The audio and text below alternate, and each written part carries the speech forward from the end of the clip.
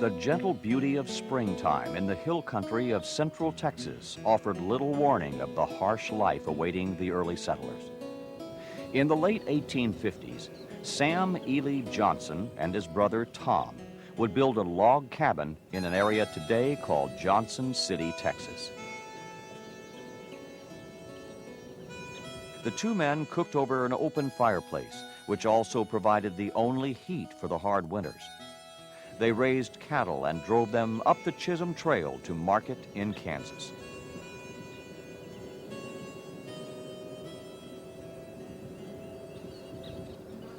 In 1867, Sam Johnson married Eliza Bunton. They built a house on the banks of the Pedernales River in Stonewall, Texas, about 12 miles from Johnson City.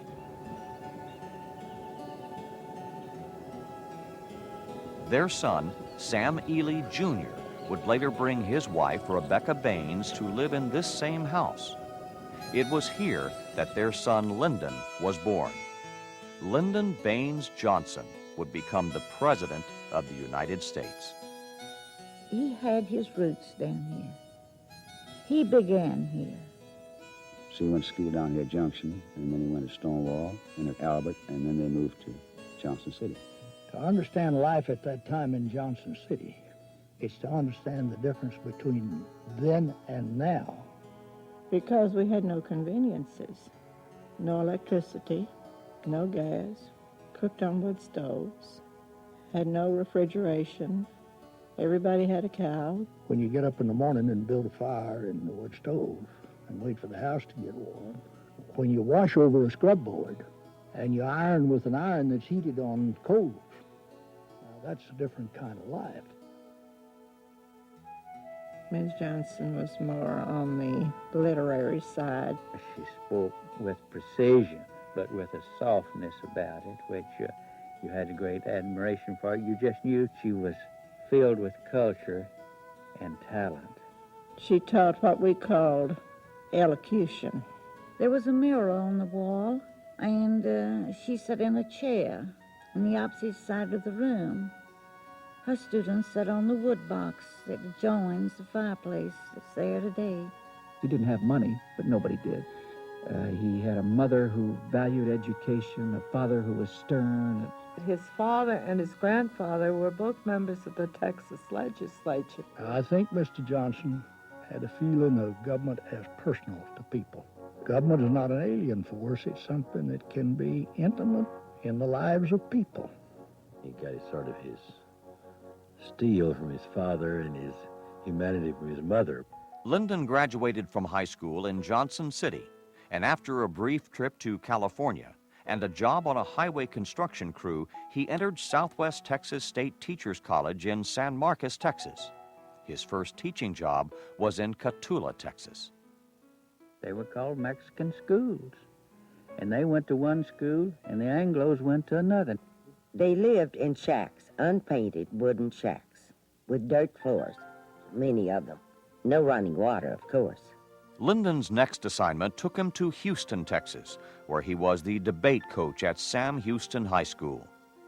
Opportunity intervened, and he was offered a job in Washington as secretary to Congressman Richard Clayburgh. The school newspaper proclaimed, "Students and faculty expect to hear of many worthwhile accomplishments of Mr. Johnson in the field of politics, which he is now entering." He was terribly excited about the wonders of Washington. His enthusiasm was absolutely contagious. And then we'd be in the office early, 7 to 8, and work all day, knock off a little while, and then go back and work till midnight. This went on day in and day out. I think the Depression made a great impression on him. People starving and moving. And it was a tough time. Lyndon wanted to help. To him, it's shocking that in a rich country that the government couldn't help. In 1934, Lady Bird Taylor would enter his life. He began to tell me all about his job, his family.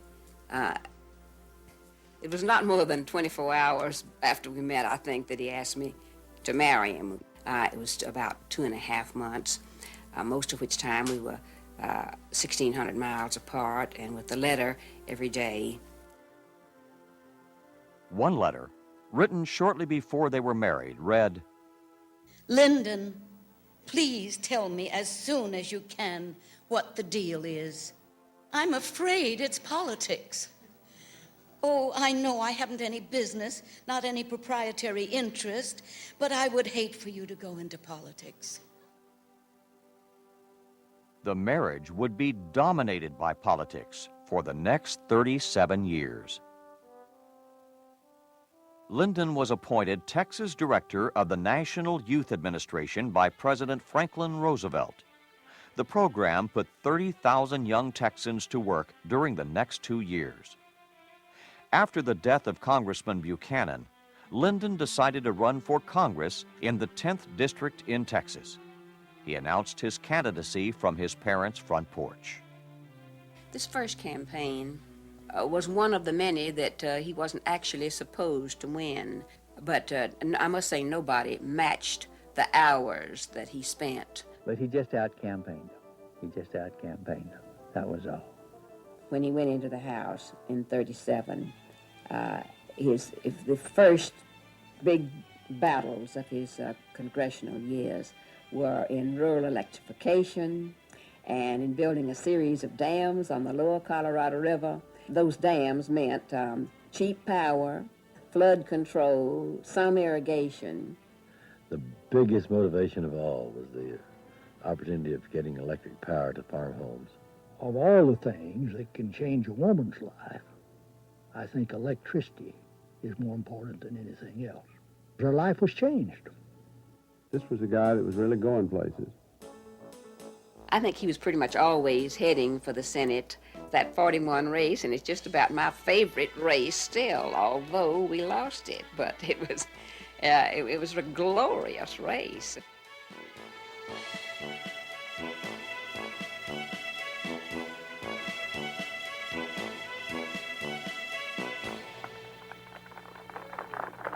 This country must prepare and prepare quickly. We only have a few months to do the job. We'll have no parity payments for our farmers. We'll have no pension for our elderly citizens. If Hitler takes us, I have realized that unless we were so strong that no nation or combination of nations could take us, we were certain to go just as France did. Lyndon had started the race dead last in the polls, but by Election Day, he was leading. The first returns were favorable, but the later ballot boxes produced a suspiciously lopsided trend which overwhelmingly favored his leading opponent. He lost the Senate race by 1,311 votes and returned to his seat in Congress just 3 months before Pearl Harbor. He was among the first congressmen in uniform. He was sent to Australia for a short time while Lady Bird ran the congressional office. In 1948, he ran for the Senate again. He discovered a new way to campaign across a state as large as Texas.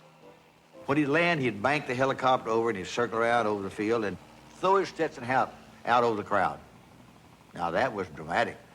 And he had about a 4-beaver hat, you know, that was a good one. And when he did it, those of us on the ground who were part of the crew, our job was to go get that hat. He said, that's coming out of my pocket. You get that hat when we throw it out. And we'd have to go get that hat. Usually we could get it, but if you got it recovered by a little 10-year-old boy, it's pretty hard to run up and say, son, give me that hat and take it away from me. So it wasn't always pleasant. Just as in the 41 Senate race, the last ballot boxes had a suspiciously lopsided trend. This time, it favored Lyndon Johnson. Landslide Lyndon won the Democratic nomination by 87 votes and went on to the United States Senate. It was just unheard of for a man who'd been there 2 years to become the leader of his party. He worked harder at it. He knew what was in the committees, he knew what was coming out of the committees, and he knew what made the members of Congress tick. In 1954, the Democrats regained control of the Senate in the midterm elections. This elevated Lyndon Johnson to majority leader at the age of 47. He was utterly consumed by the function that he was performing.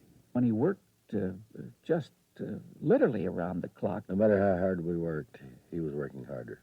The workload caught up with him, and he had a massive heart attack in July 1955.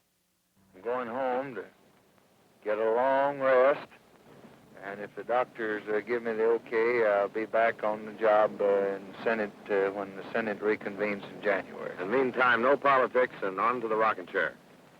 Well, I wouldn't say that you could take politics completely away from me, but we'll have it at a minimum. Good thing. Good thing. Good fun. He returned to the ranch he had purchased from his aunt in Stonewall, Texas. The house, later known as the Texas White House, was on the Pedernales River near the site of his birth. Here, he would relax with friends and family, but in January 1956, he was back in Washington. He resumed the same frantic pace and skillfully managed passage of the first civil rights legislation in 100 years. In 1960, he ran for the presidency, but the Democratic Convention chose instead a young senator, John F. Kennedy of Massachusetts. Lyndon surprised many by accepting Kennedy's offer to be his running mate. He became vice president in January 1961. One duty President Kennedy gave Lyndon was to head the nation's space program with a goal of landing men on the moon by the end of the decade. He had a lot of respect for the president, and he thought he could help him, and he wanted to. So the president asked Lyndon to go on several trips for him. I think we went around the world twice, and I enjoyed it, but it was not the meat and potatoes 12-hour-a-day diet that was Lyndon's. That would all change on November 22nd, 1963. John F. Kennedy was assassinated in Dallas, Texas. In that moment of national tragedy, Lyndon Baines Johnson became the 36th President of the United States. He now faced the task of leading a grieving nation and world. All I have, I would have given gladly not to be standing here today. No words are sad enough to express our sense of loss. No words are strong enough to express our determination to continue the forward thrust of America that he began. The one man who knew more about this government than any other person was there and became president. In legislative terms, he'd been in Washington since 1931, so he had a practical knowledge of events. And he was always on the phone, and he would be after a chairman, and let's get that bill out of there. Come on, we ought to get it out by tomorrow. He knew the process so darn well.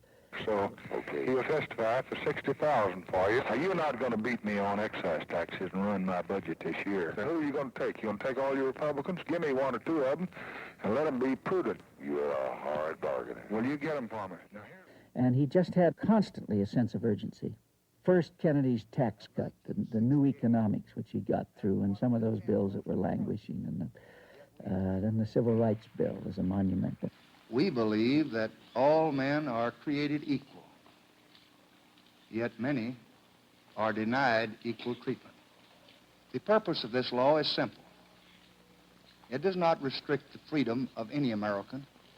It does say that there are those who are equal before God shall now also be equal in the polling booths, in the classrooms, in the factories, and in hotels and restaurants and movie theaters and other places that provide service to the public.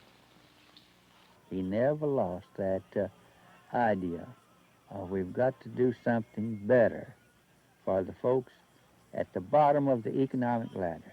And this administration today, here and now, declares unconditional war on poverty in America. The president was at the height of his popularity during the 1964 presidential campaign and was elected in his own right by a popular vote larger than that of any previous president. there would be but one hint of the turbulent years ahead. Events in Vietnam, a conflict he inherited, would change. It is my duty to the American people to report that renewed hostile actions against United States ships on the high seas and the Gulf of Tonkin have today required me to order the military forces of the United States to take action in reply. His senior advisors felt we were headed correctly in Vietnam. The legislative branch of the government was absolutely solid. It was rare to find a voice that counseled caution or advised that we not do it. Events in Vietnam would not deter the president's efforts to create what he termed the Great Society. He was up at 4, and he started his second work day at 4 o'clock in the afternoon, and he worked right through until midnight. And he did it every day. He really cared about education and about health. My first job after college was as a teacher in Cotulla, Texas, in a small Mexican-American school. My students were poor, and they often came to class without breakfast, hungry. I often walked home late in the afternoon after the classes were finished, wishing there was more that I could do. But all I knew was to teach them the little that I knew. I never thought then, in 1928, that I would be standing here in 1965.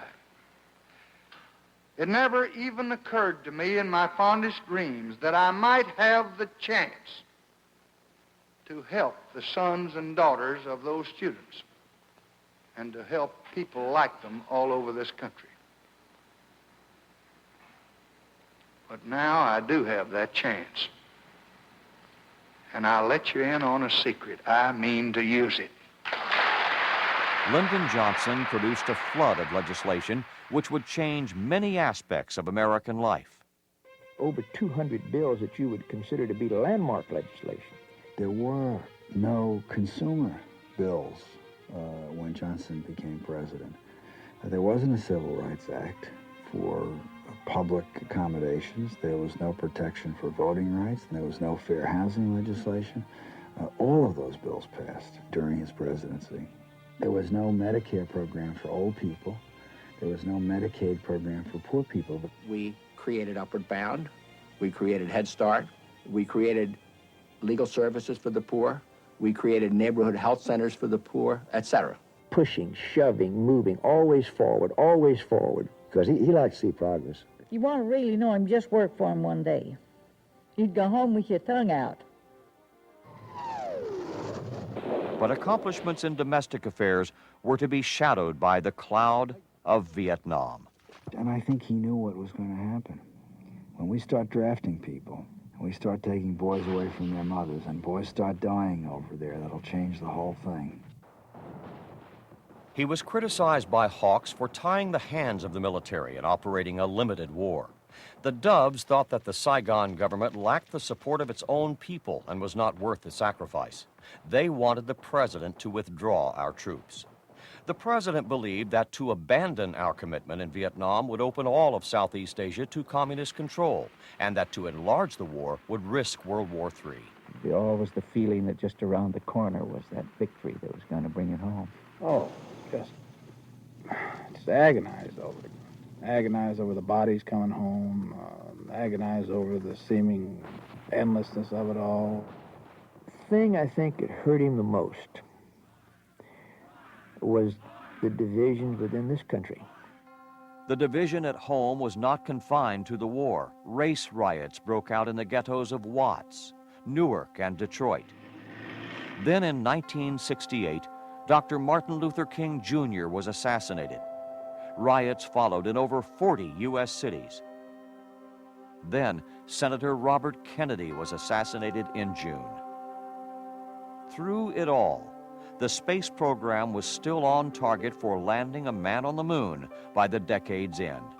and Great Society legislation continued. If they would let me climb up there to where those television cameras are, I would like to shout this from the rooftop. We've come here this morning to sign education laws number 59 and 60 since the beginning of this administration. The education president, that's what he would have liked for his monument, and he wound up with an unpopular war instead.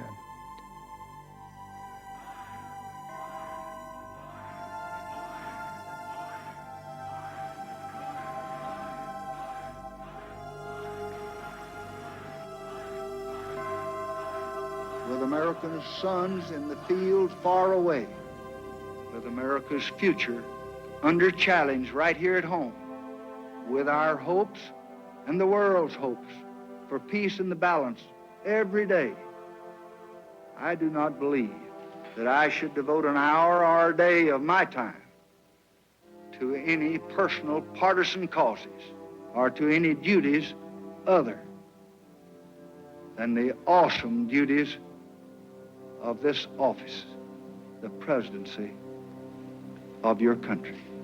Accordingly, I shall not seek and I will not accept the nomination of my party for another term as your president. Thank you for listening. Good night, and God bless all of you.